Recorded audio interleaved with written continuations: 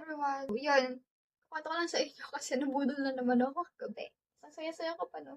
Kasi same place, tas is parehas ng item na ba't ako nabudol. So, kwento ko muna. Nung high school ako, ang hilig ko magbasa ng e-book, books, Wattpad. Which is Wattpad pa kasi yung meron nun dati. Wala pa yung Yugto, wala pa yung iba.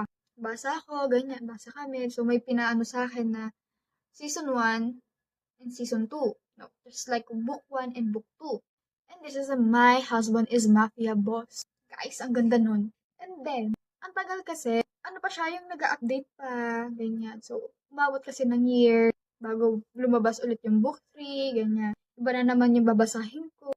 Biglang nagkaroon ng bayad kay Wattpad.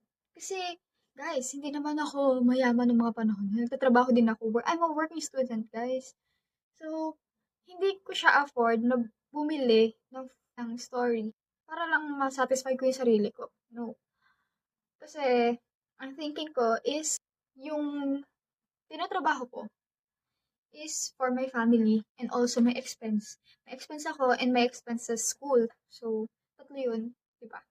Bibigay ako sa family ko, bayad ako tuition ko, at the same time, yung expense ko naman para sa sarili ko. Like, bili ako project, mga ganun bagay. Kasi hindi din ako into makeup, t-shirt, whatever. Hindi ako materialistic na tao, guys. Then, so, sobrang pagtitipid yun. Nung nagkaroon ako ng work, dito yun, last year yun, kasi yung boyfriend ko, nandito na siya sa may Ortigas, malapit. So, hinihintay ko siya sa Robinson's Galleria. Pumunta ako dito kasi siya, 7:30 ang out niya. Ako naman is 5. Tapos, pumunta ako doon. Siyempre, ako lang mag-isa, ganyan. Pumunta ako.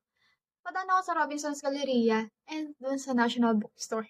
Kasi sa National Bookstore, ang hilig ko pumunta doon, gawa ng bumibili ako lagi ng crafts. Kahit, alam mo yun, siyempre may pera na ako, kaya bumili ng papabili ako ng mga ballpen, yan. Dumaan ako sa may books. Saan kami?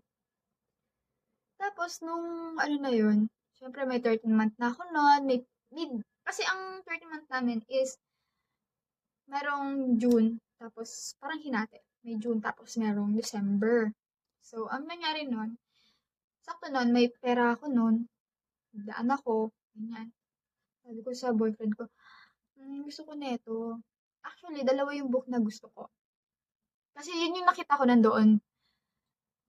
Tapos, Hell University and also, My Husband is a Mafia Boss. And then, nakita